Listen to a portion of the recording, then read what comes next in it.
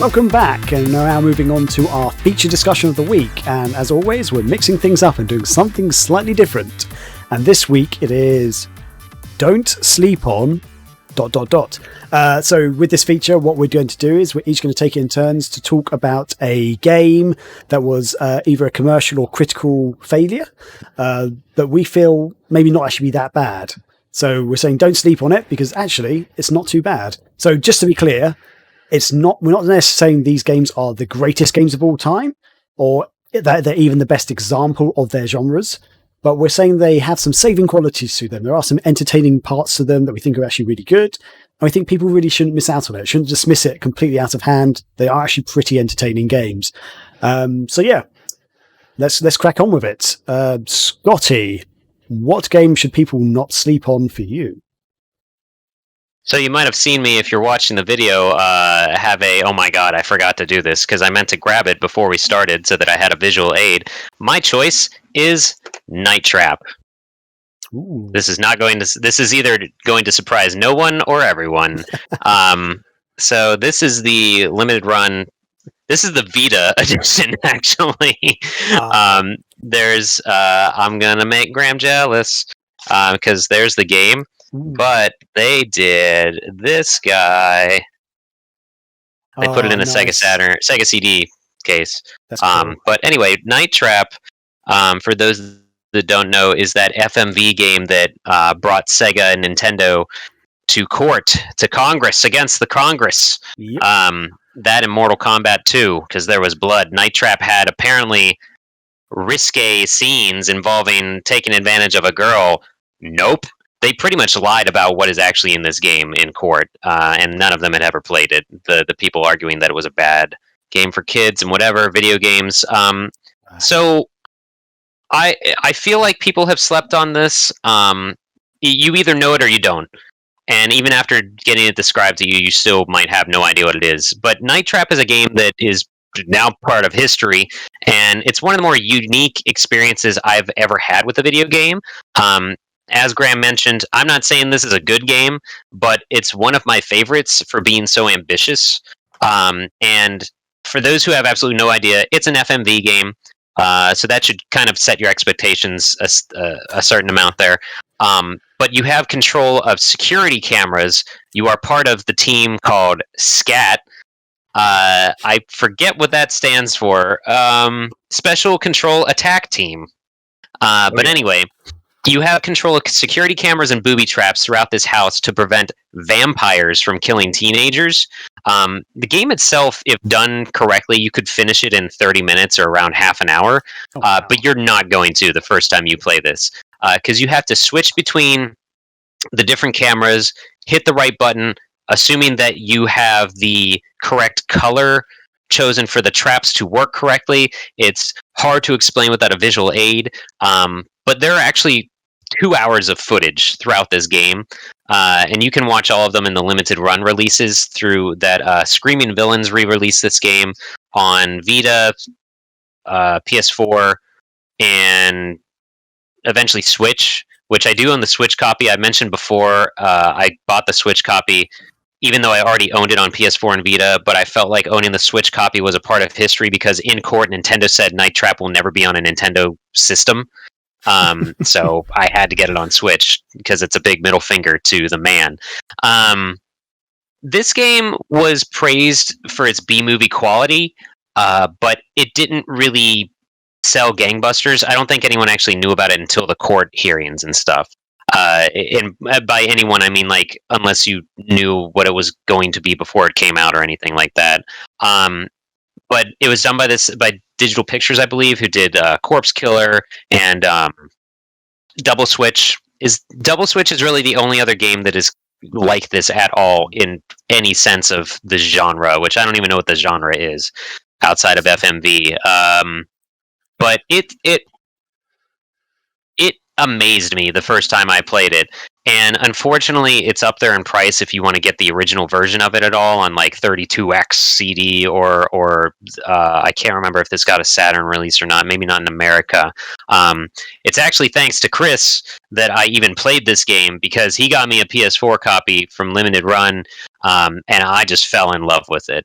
I could not. I wish it was one of the first things I streamed for Megavisions, and I don't have that stream. I wish I did because it was my like genuine first time reactions to it. But I'm in the Mystery Science Theater 3000, and like I like bad movies, and this is a game for people like that. But it was such a different, ambitious thing that they tried to do on very limited hardware in the early 90s. Like, this guy was filming a movie that he wanted you to have control of and somehow play it over and over again. So I think it's a very cool thing, and there's not been anything out there to really capture. And I learned a lot of stuff in the behind the scenes of Night Trap, how they couldn't really show the vampires like sucking blood out of anyone or fangs or anything like that. So they basically made them like crippled monsters in trash bags that had these guns that they would shoot into their necks to maybe get the blood or plasma or something. And they weren't even called vampires; they were called augurs. And it's just this weird, like, get around the fact like that putties from Power Rangers. Yeah, Oh, wow, that's a very good comparison.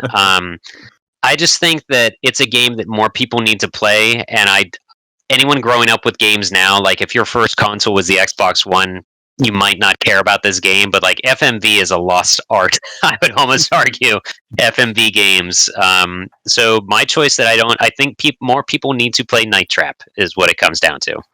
Yeah. Did I do that right? Yeah. That was good. Yeah, I think that's exactly Okay. Perfect. To be honest, I've never played this game. I know of it. I've known of it for years and years and years, and I kind of know about it. And when it was re-released, I know we reviewed it either for the magazine or the website. I can't remember now, but it sounds really interesting. It sounds great, but for some reason, I still don't want to buy it. I don't know why. I'm like, that sounds really interesting. It sounds like a really great concept, but I feel like it's not going to be a game I'll enjoy. So for people like me, what would you say to that? It's on. I know it's on the eShop on Switch because it's been on sale for like $3 before and stuff. It is. I don't think it's on Xbox, so that's what I'm trying to find right now. I was just on the Wikipedia page, and it's got an entry listed there. But and then I went down to re-release, and it sort of says it was released on Switch and PS4 with an Xbox One release planned for the future. But it was released like 3 years ago on those consoles, so I'm not sure if it. Although, is there? Oh wait, there's a review for it. Wait, I've just done. Is there a review for this? Oh, weird. No, okay, this doesn't have that. Never mind. I think it is actually out there. It says I have to go and check out my Xbox or something because there's mention. Yeah, unfortunately, sometimes the best way to find it out is literally load up the marketplace on the console that you're wondering about. I would say that probably the easiest way to get it is Switch for you, particularly Graham, because I know it's on PS4 digitally and Vita still. But yeah, just try it out on Switch. It's probably super cheap. Yeah. I will double check for the listeners and curious people. Night Trap, Nintendo Switch. Let's buy this right now. I'm not going to because I already own it, but. Oh, phone, load. And while you're doing that, I've just actually gone to the Xbox website, to the store on there, and I've typed it in there, and it's not on Xbox One, it seems. So I won't be able to go on Xbox One, but yeah, maybe I'll check out the Switch version then. So once that's loaded for you. Oh, I just want to find the price. Why is this so hard? Ooh, I definitely have to cut this out of the... Oh, dude. Well, this is the American store, but it is normally $15. It's on sale for $3 right now. I will buy it, sir. Excellent. $3 for... I honestly, for people that have never tried it and you get fed up and you're just like, what am I even supposed to do? No shame in using a strategy guide for this. Hop on GameFAQs or whatever, because that's what I did, and I actually ended up enjoying it more because I did not understand how to actually play the game with the different timestamps and stuff. Maybe don't play it through with the guide, but look at the guide and be like, oh, this is how I need to hit this booby trap at like 0126 or whatever to keep going, and you kind of learn how the game operates. Okay. I've just picked up my Switch, and I just realized there's no battery in it, but I'm charging it now, and I will hopefully buy that. Sold! So I've also bought the other game that Chris mentioned earlier, Control. So that's on my winging its way to me, hopefully in the next couple of days. Yeah, you guys are terrible. What else can we make Graham buy before this podcast is out? I don't know. Dear. Well, maybe I could convince you to buy this next game, Graham. Well, go for it. Tell me, sir. So my game that I don't think you should sleep on is Advent Rising. This was originally released on the Xbox. It was also Windows and on Live. Came out on Live. Ooh, on Live. It was released back in May of 2005. Developed by Glyphix Games. This was the only game that they would have ever developed. And before that, they did a lot of like video work, CGI stuff in games. Some pretty high-profile games. I think maybe like Hitman, stuff like that. It was published by Majesco, and I love a lot of the games that Majesco published on the Xbox. Just a bunch of weird games. They did Spy vs. Spy, Raises Hell, which is a really cool game. Jeez. And they have a couple other, and I think Spy vs. Spy is the only Majesco published Xbox game that I still need to add to my collection. I believe I own all of the other ones. Phantom Dust, that was another one that they did. Oh, I love Phantom Dust. So this game, the story was written by Orson Scott Card, who did Ender's Game, and so he's very, he's been around the sci-fi community, writing novels and stuff for a very long time. The gist of the story is it's set into the future, and humanity has these like starships and stuff throughout the galaxy. There is oh, there he is. You went blue for a second. But basically, I literally just turned my fan off. Sorry, it went blue and then came back on. So I don't know. Maybe you have some weird. Yeah, like, all I did was something. turn. Yeah, I literally had my. Yeah, it doesn't matter. Doesn't matter. That's funny. And so there's this alien race that communicates to humanity and says that they need to like have this big meeting with some humans, and so you control this character named Gideon, and he's like he's a young officer in like the humanity's like naval space. He's like a space pilot essentially, and his older brother is this famous pilot. I guess he took part in some war, so everyone knows who he is. He's like a celebrity. He dates all these like supermodels and stuff. And you're going to basically be on the envoy mission with this ambassador to go meet these aliens. This is like the first alien contact humanity has ever had, and it's like really, really big deal. And so you go and meet them, and the Aurelians, they're these really cool looking. They almost, in a way, they're elongated and like very thin, like you remember in I think it was Clone Wars, those like weird aliens that that actually raise all the clones. They kind of like that in a way. And they basically tell you that there's this other race called the Seekers who are coming to basically destroy humanity. And they've been after humanity for a very long time because humans used to be like gods. Like we had all these powers and stuff, and the Aurelians worship humans, but they're coming and the Seekers, like, basically a long time ago, attacked the humans and drove them near extinction. But we somehow survived and grew again into, like our civilization grew back, but we've lost all the powers that we used to have. So the Aurelians try to help stop the Seekers, but the Seekers come with all these warships and attack. And the opening, like, part of this game is just so massive, and it's such on a huge scale. It's so cool. And you basically are having to try to get off this ship and get to an escape pod to get to this nearby planet.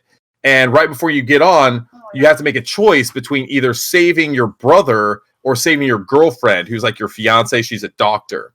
When I played through this the first time, I saved my girlfriend, but then in anticipation of the episode, I went back. I was playing it yesterday, and I saved my brother this time. And finding out like the story is a bit different.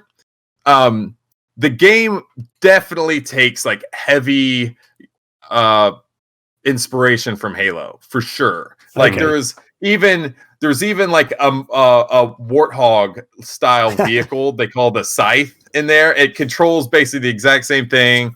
And it just, I think what they tried to take on was so epic and so huge of a universe in a game.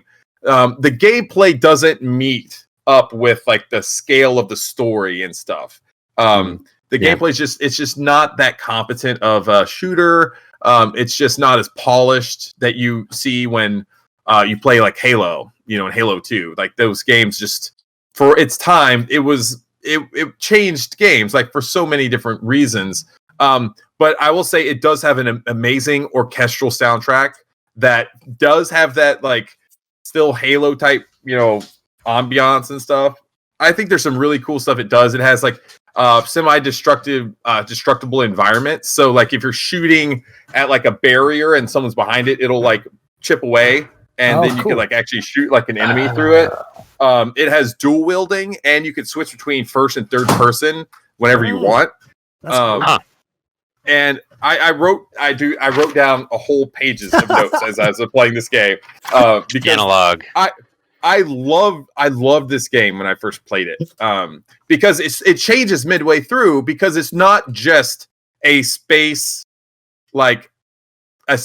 opera video game like you could say Halo is. I'd be fine with that, honestly. Right, but it changes from that to you start like unlocking some of your powers, and you start learning more about humanity before like the first like collapse.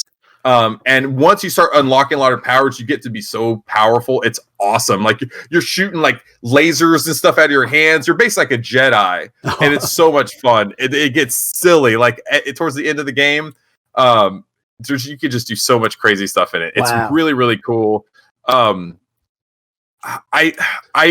This was supposed to be like Majesco's rival to Halo. It was supposed to be a really big game. They put a bunch of money into it. You can tell, it's got for its time, it has a lot of polish, and you can tell it was a lot of work. It doesn't hold up today, but I remember when I first played it, I really was into the whole story. It took me so much. It's supposed to be a trilogy. But the game sold so poorly that they canceled the whole thing. There was this like really funny. There was like a contest that you could go on, like for the launch of the game that Majesco was putting on. Basically, what you had to do is become the first player to find this like hidden set of symbols like throughout the game. And somehow, I guess you're supposed to take pictures of it or something. But like later on that year, it was released, I think March or May. It was in August. They canceled the contest because they said there's no technical feasible solution that would allow the contest to continue in a fair and secure manner. But a lot of people believe that it was because they didn't want to put any more money into the marketing of the game, because they were going to give away $1 million.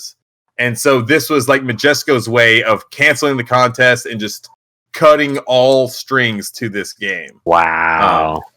They did have a set of like comics that also told a bit of the story, which I'm now going to have to go and get, because I think this story has a lot of like just really cool potential to be like fleshed out. Like basically humans were gods with these like all sorts of powers.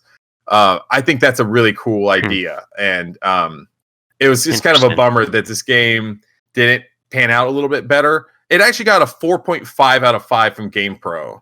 But the reviews, if you go back and look, it was scattered all over the place. Like EGM gave it a 5 out of 10. Oh, EGM, okay.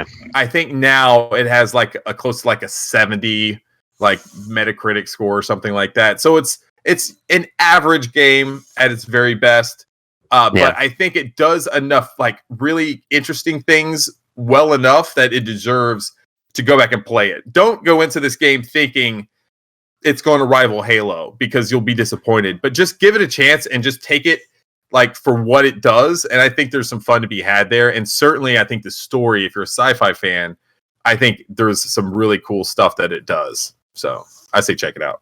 Awesome. So a couple of things on this. I did used to own this game on live, Chris, because you told me about it and asked me to play it. So I remember starting to play this game, and I will say the opening bit of the game was pretty damn impressive from what I remember. I actually forgot this It's was a the name long of the game. opening. Yeah. Yeah. It's like a good, almost like 45-minute opening level, or maybe even a little bit longer. It takes a long time, but it is so cool. Like, it's a full scale invasion onto this like starship, and aliens are everywhere, and there's humans trying to get away, like to get these escape pods, and outside of the windows you can see like ships coming in and like docking onto this starship and just like blasting their way in. It's insane, and I think very few games tried to take on something as like a big a scale as this. Halo obviously knocked it out of the park. What Bungie did, it was amazing. It was a game changer. But there's not many other games in this time that were doing this on home consoles. Games like this. And I think for what they did accomplish, I think it was pretty noteworthy, because I bet that they didn't have as big a budget as like Halo 2 had. But yeah, I think this is pretty awesome. And Tommy Tallarico helped on the soundtrack too. So yeah, that explains why it's noticeable. And the other bit of information I just need to tell you, Chris, within the last few minutes, I have just bought it again on Steam. Good for you. It's also, only £7 on Steam, so I was like, yeah, I'll get that. I will tell you that there was this a fan patch for the game. I'll send you the link later, because I installed it on my computer, that fixes a lot of like glitchiness in cutscenes, fixes subtitles and the dialogue. I guess like the mouth syncing was off in some of the cutscenes, and fans like went back and fixed it all. Wow. So you can download that, and they added some cutscenes from the PC version that weren't in the retail release, but were on the Xbox version. I don't know. So it's okay. Anyway, it's a completely free. I'll send you the link, and then that way you can install it later and check it out. And you can also up the resolution on it too. So I'm playing it in like I think 1080p, and nice. The textures and stuff look really good. Excellent. And I think that's shows the quality of the game. Like, oh, sorry, I feel like there might have been a delay there. I was going to say that I feel like that sometimes shows the quality of a game, even if a game wasn't critically or commercially a success, when fans are still enhancing it or doing stuff to it. Not always necessarily to, sometimes to improve it or whatever. Just they've got that care and love. There's that love behind it. That sometimes tells you, actually, this could be a game that's worth playing. So I'm excited to play it again, because as I say, I did the opening bits of the game, which was really cool. But I think not long after on live shut down and stuff, so I never actually got to finish the game. So yeah, excited. It's funny because you should go in and play it, because the second level is like a straight up Halo Warthog mission. And I do love the Warthog. It's hilarious. You'll be right at home, dude. You'll be right at home. And I don't know, man. I just give it a shot again. I think there's some fun to be had there. Let me know what you think too, because I think it's a good game. It's really I was taking notes while you were talking about it, because first of all, why try to rival Halo? This was an Xbox exclusive. Why would you try to rival the flagship series on the console you're exclusive to? That's like someone coming out and saying like, all right, we got the platformer guys, we're going to take down Mario, and we're only releasing on Switch. Like, what are you trying to do? Also, it's not that hard to rival Halo's plot, because Halo's plot is literally, these guys are worshiping these big rings of death that are going to destroy the universe. That's it. Whoa, like there's not much to. That's bare bones the elevator pitch. Like, you are the Marine fighting against them, stopping that. So like, you don't have to do too much of a story to rival that, I feel like. But and also, yeah, the full soundtrack is actually listed on the wiki page, and I only mention that because very rarely do you see the track listing of any soundtrack on a game's description page, at least from what I've noticed. And I don't know how, but I keep coming across the artist Charlotte Martin. I remember I saw her in like a coffee house in college, and her name will just randomly appear in games and stuff. She might be a bigger name than I should know. It's just weird that I don't know. It's in my head now. I keep seeing her name.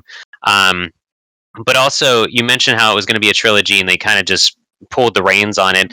It got released in 2005 on the original Xbox. The 360 came out in 2006, so no wonder they just didn't try to do anything else for it. In terms of when consoles were releasing and stuff like that. Right. And I kept thinking, and I had to look it up the release year, but I always get this game confused with Geist on the GameCube for some reason. Oh, okay. I flip flop the names or something because they came out in the same year, and their title or their one of them you're a ghost. This one you're not. But the cover of Advent Rising really makes it look like he's some spiritual being. Okay. So I think that might be why I get them confused sometimes. You basically become that like at the end of the game. It's Wow. crazy. Like Okay. you become super powerful. Yeah. We should do top 10 games where you initiate God mode as the end of the game. This one being in there, throw Resistance 2 in there, like other games definitely do that for you. That's cool. It sounds really cool. It sounds like something I would want to check out, but I feel like I would have to set aside a day to even try to start this game by the sounds of it. Yeah, it can be frustrating too because there's just like the camera system is not that good. Like it does this weird auto targeting thing, and I've tried to turn it off in the settings, and it just for some reason it's not turning off. But it automatically targets like whatever enemy is closest to you. So say you're running down a hallway to go towards this enemy and go shoot it. It's auto locked and it's targeting you running down the hallway. But another enemy comes out from a door behind you. It will automatically go back onto the one behind you, and it just completely like screws up your perception of like kind of where you're at. And it's just I don't like that at all. But there's a lot. I wrote down a whole like this whole side is stuff that pisses me off about the game, and those are just like stuff that I do like that I thought it did well. Wow! So maybe I should cancel my purchase. Like, no. It's like I said, like just don't go into it. Renew your on live. yeah. Keep it on live. Just don't go into it thinking that this is like a super polished game and that you're going to get the Halo 2 quality there. See, basically any game from that era now, I don't think is going to be that polished. Like, so it's fine. I will happily go back and play games from that era, and I know they will. It's same with playing a Sega Saturn game. I know it's not going to have the best graphics or anything, but if you can get past that, brilliant.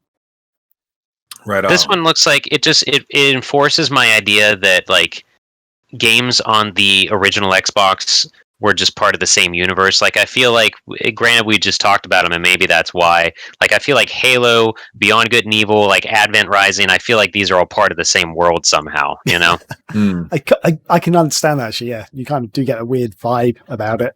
Or maybe that was just the aesthetic of the original Xbox that I'm feeling I relate these to or something. Awesome. So you're going to say something, Chris? Nope. That's it. That was my pick. Brilliant.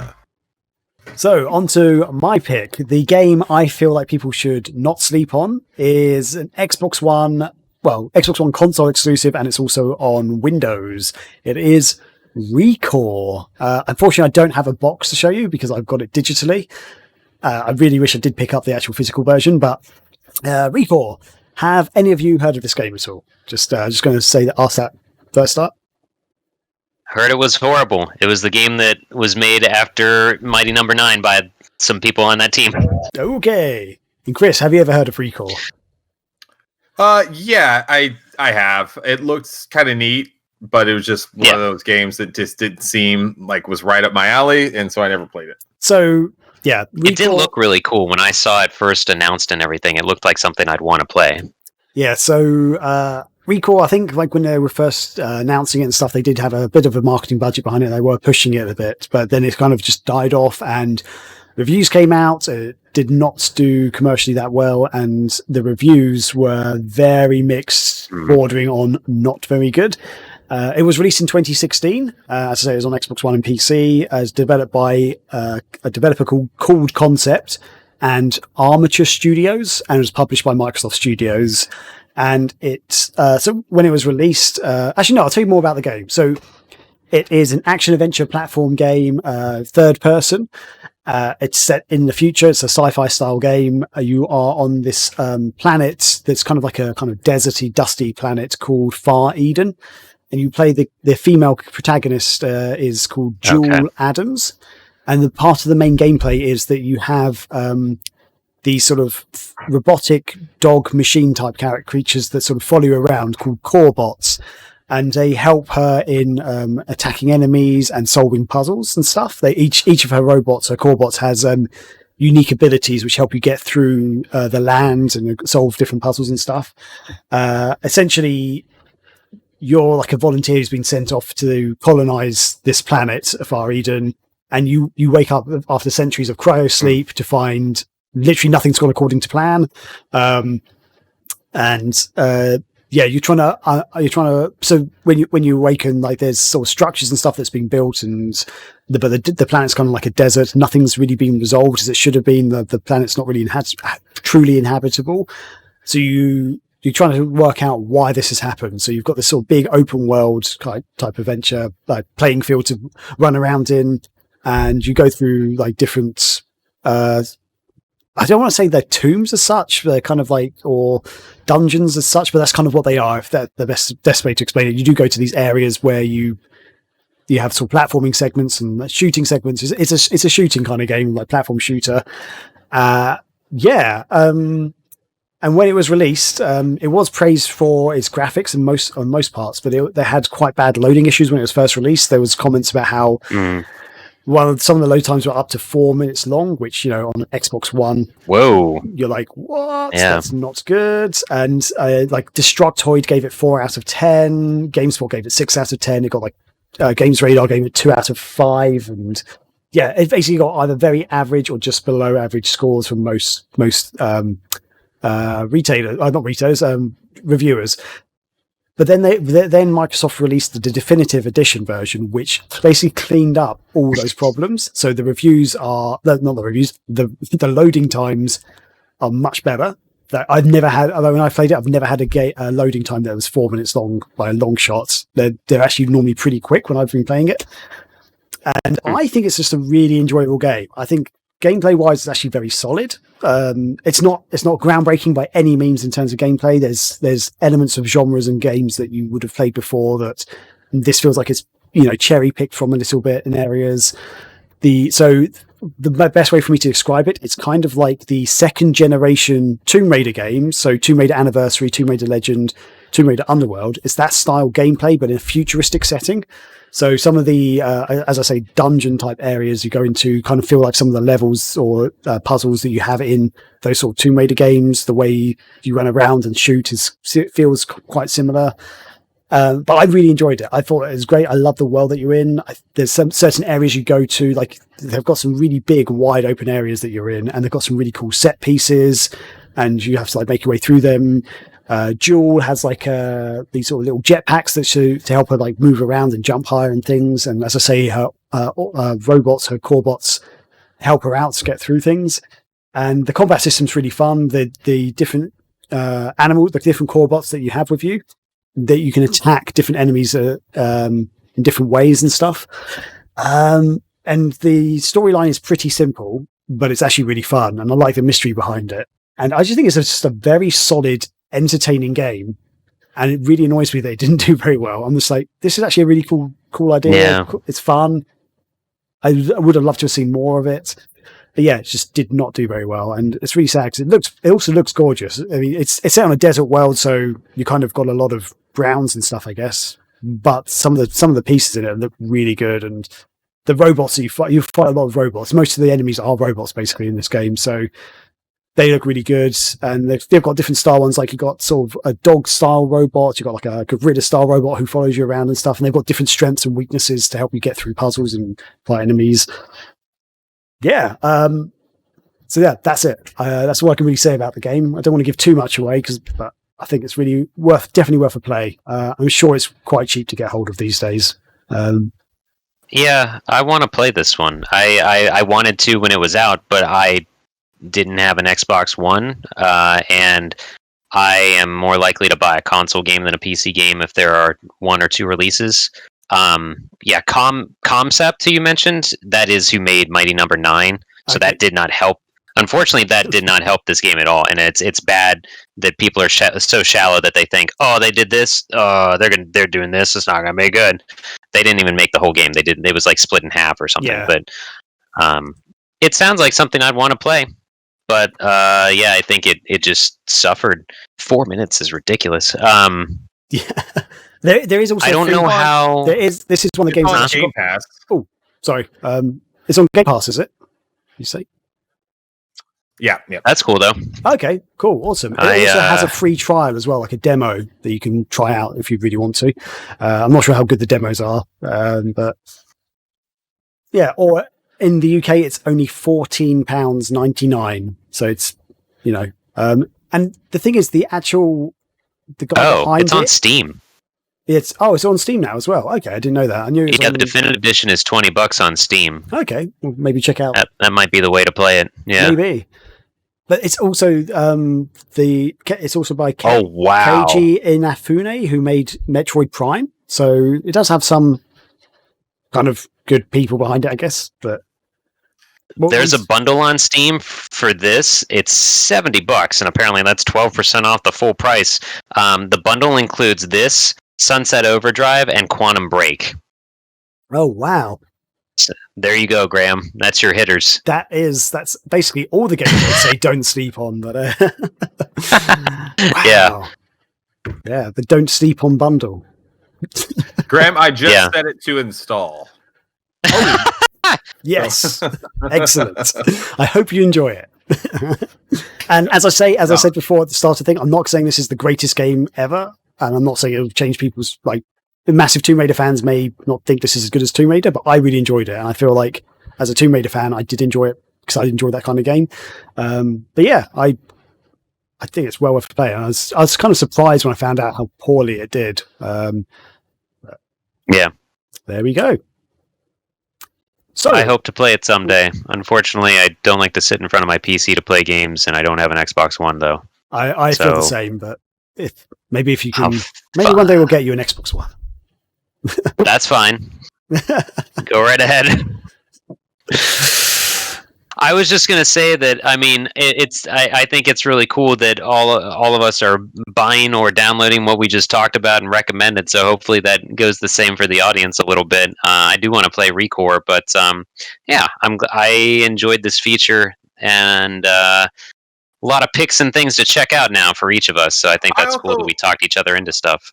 I think it's fun to talk about games that aren't perfect either. It's perfectly fine for a game to be, have a 70 Metacritic or a 60 or something like that. Those games, they're not perfect games, they're not great games, but there's fun to be had in those games. And if it's a certain style, and it could be, just really connect with someone, and it could be their favorite game. Much like for me, like Phantom Dust is one of my favorite games on the Xbox, and very few people played that game. Yeah. And it's not a perfect game, but I think what it does so well, and it's very unique. But it's just I think it's fun to talk about games that a lot of people don't talk about or think about anymore. Good, and that's the point of this. Yeah, that's the point. Yeah, of a lot this of people say. Yeah, a lot of people say the Night Trap sucks, and I'm fine with them thinking that because I still love it. Yeah, Yep. exactly. So swings and roundabouts Cool. for some people. Some people love them, some people hate them. But yeah, it's worth a shot sometimes. Just there are elements of games. A game doesn't need to be perfect to be able to enjoy it. Let's put it that way.